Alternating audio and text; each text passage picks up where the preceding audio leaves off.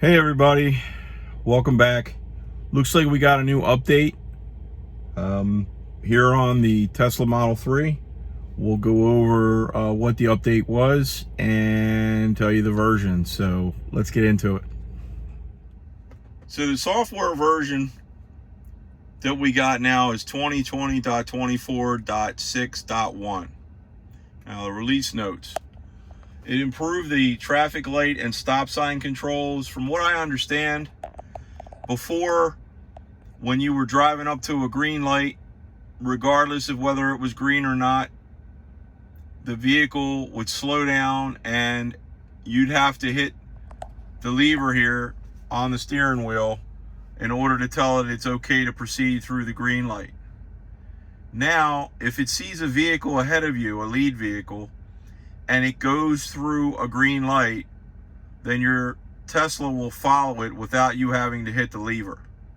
So that's definitely improvement. But it has to have a lead car. If it doesn't have a lead car, it's going to do the same thing as it did before. It's going to slow down and come to a stop if you don't hit the lever in order to tell it to continue to proceed. One new thing that came out, a lot of Tesla owners asked about it, is when your backup camera's on, if you flick up, and I'll show you, you now get the view of the sides as well. So it's not just the backup. Now you're getting more. The dash cam, the Sentry mode videos are now easier to review. They've added a red dot along basically the scrubber bar, so instead of you having to sit there and go through 10 minutes of footage, you go right to the red dot, and that's where it triggered Sentry mode, and you can begin watching and see what turned it on. There have been some improvements to Tunein and the radio, some more stations, podcasts, a little bit easier to browse. The walk-away door improvements is one that I like. Basically, you can set it now to exclude your home. I don't know how many times I've walked out of my house and I forgot my phone or forgot my fob, and the car's locked and I need to get into it to get something or put something in it. So this is going to be very, very helpful. And they added some languages, Portuguese.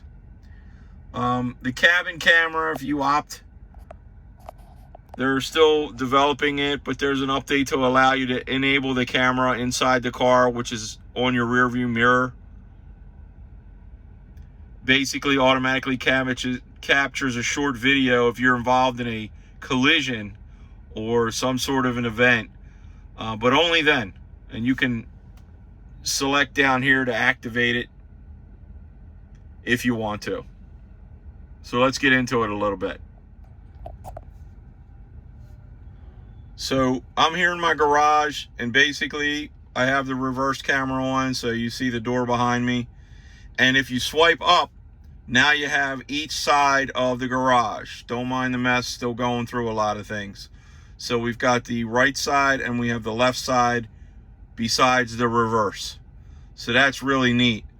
One thing for sure with the Tesla is if you don't disable it, it'll bend the mirrors when you're backing up, or it'll fold the mirrors when you're backing up, and that stuff can get quite annoying when you're backing up and you need to use your mirrors. So excuse me, you could set the settings to not let it do that, or now you've got these views of each side to help you out.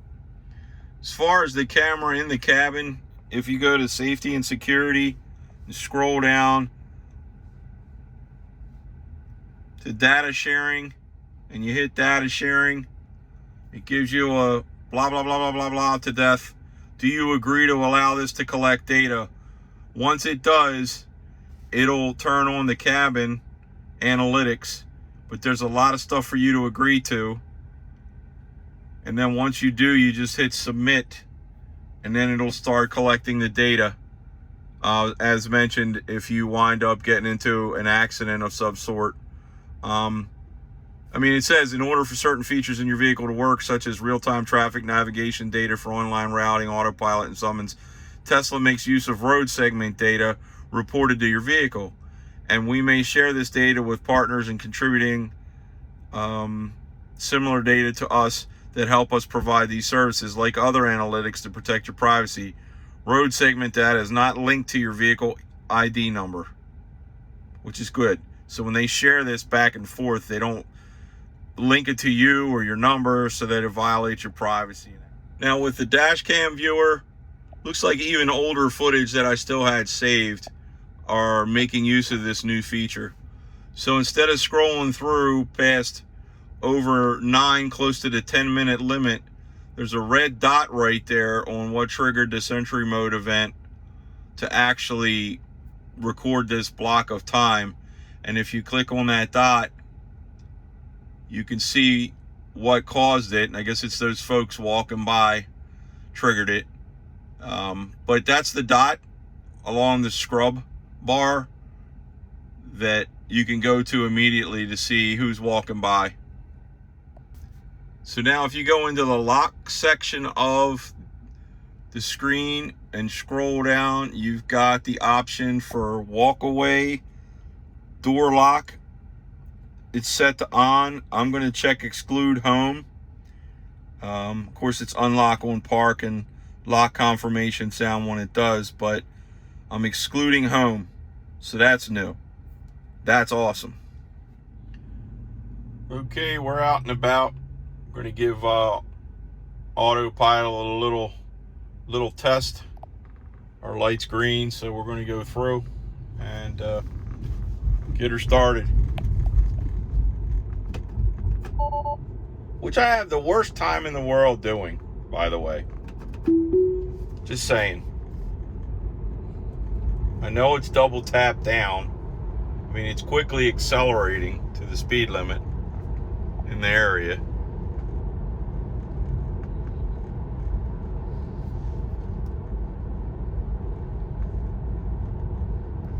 And one thing that I looked into is when it comes up to those intersections, if it's good to go, it'll have a big green, pretty much stripe going across, telling you it's good to go. And if it stops, it just did a real strong stop, I guess because it sensed that black SUV that just went in front of me. That was uncomfortable. And if it's not good to go, it puts a red bar across the intersection. So I'm going to be coming up to a green light up here. If it stays green, I'll still have to acknowledge it, I'm sure, because it said I have to have a lead vehicle. So here we go.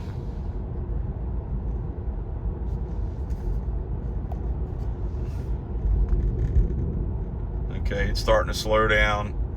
I'm going to tell it to go ahead and go because I got a bunch of people behind me and they're going to get irritated. So it definitely started slowing down. Now speed limit here is 40.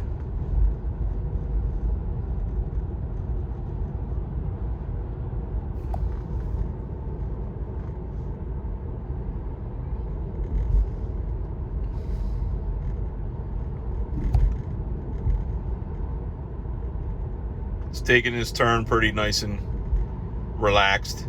It's not very much of a sharp turn anyway.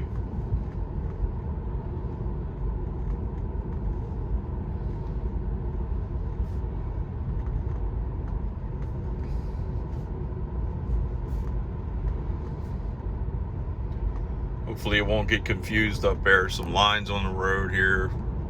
Nope, looks like it's good.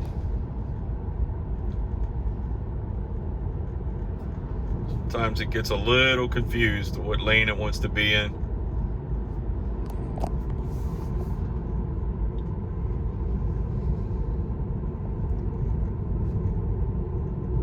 I'm going to speed up a little bit because I just need to here.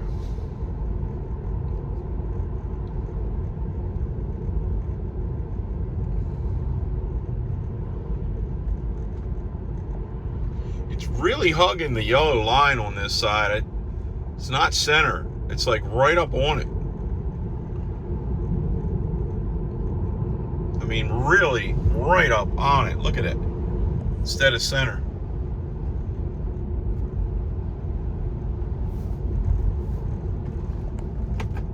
Now wanted to stop, and I'd let it go. There's that green bar I told you about that symbolizes go ahead and go, or safe to go. Light is green.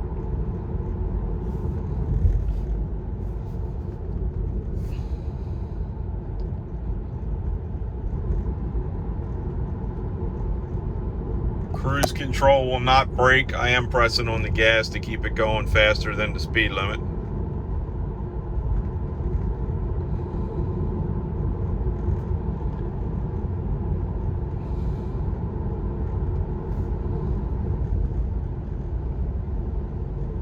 Hopefully we'll get an example of a green light with a lead car so we can show you how we don't have to hit the lever anymore. Right there. We're getting ready to come up to a turn in the road.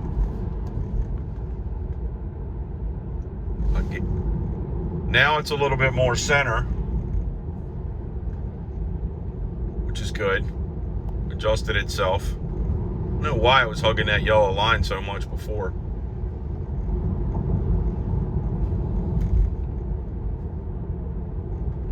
Pick up the speed again a little bit.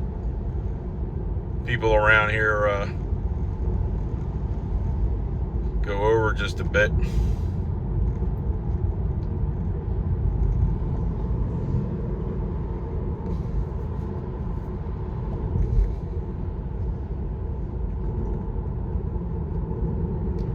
We got a bit of a curve here.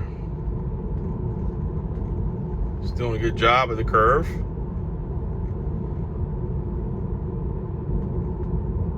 We will be coming up to another light.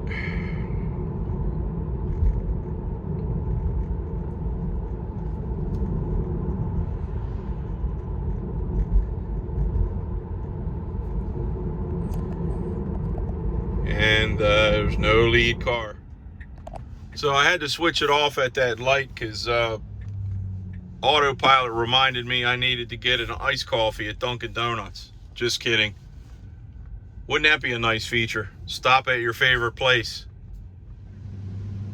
Now we're just waiting to order the iced coffee. I'm giving this guy some courtesy, not letting you see his tag. That's why my finger's in the screen. Sorry about that. We're going to order our drinks and keep on heading down the road. All right, got the drinks. Headed out.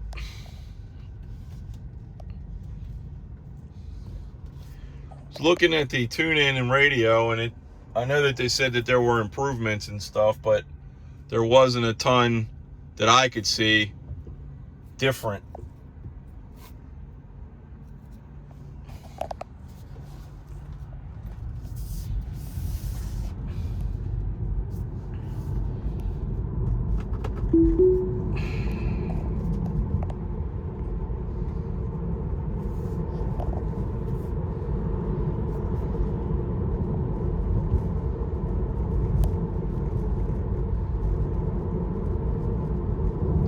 It speeds right up to catch up with the speed limit in the area.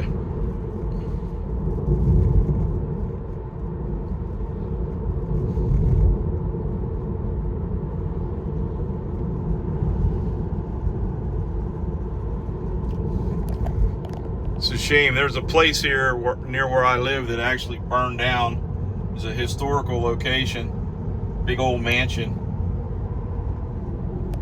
Sad.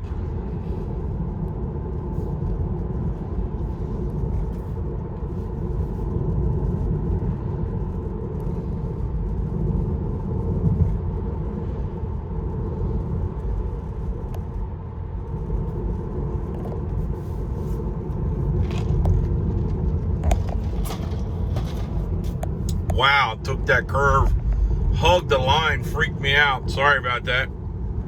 A Jeep was coming right around it at the same time, but it literally hugged that outer line like way over there, and that Jeep was coming. Now it's hugging it again instead of centering itself, which it's just weird. I mean, before it would center itself, even on the screen it's showing you it's a little to the left more than in the center.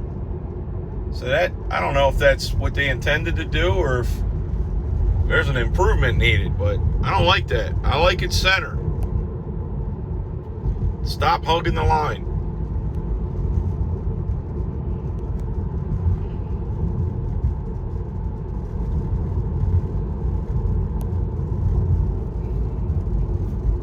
Now here you're a little bit more center.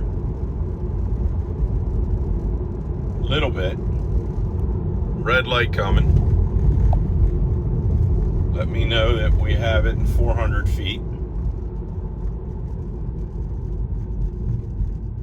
You watch that the speedometer and how fast that those numbers come down and give you just sort of an idea just how hard it stops. Instead of doing a gradual, comfortable slowdown, it's a pretty abrupt stop.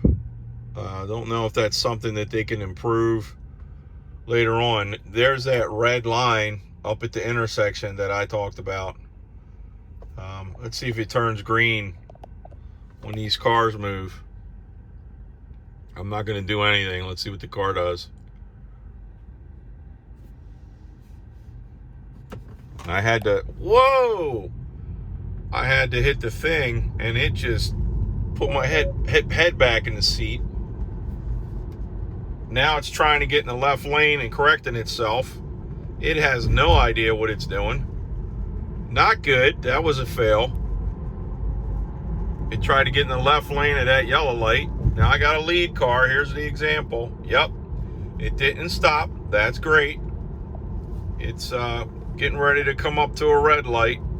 And here we go again with this abrupt stop. Watch that number, how fast it goes down. Just how much of an abrupt stop it does. I don't know. Still needs work. Still needs work in my guess. I needed to do more self-driving to train it. Let me know what you think of the video. Give me a thumbs up. Give me some comments below. I know this wasn't more of an in-depth test, but it was enough for me to see that it still has a lot to learn. Take care and thank you. Appreciate the support. Please subscribe.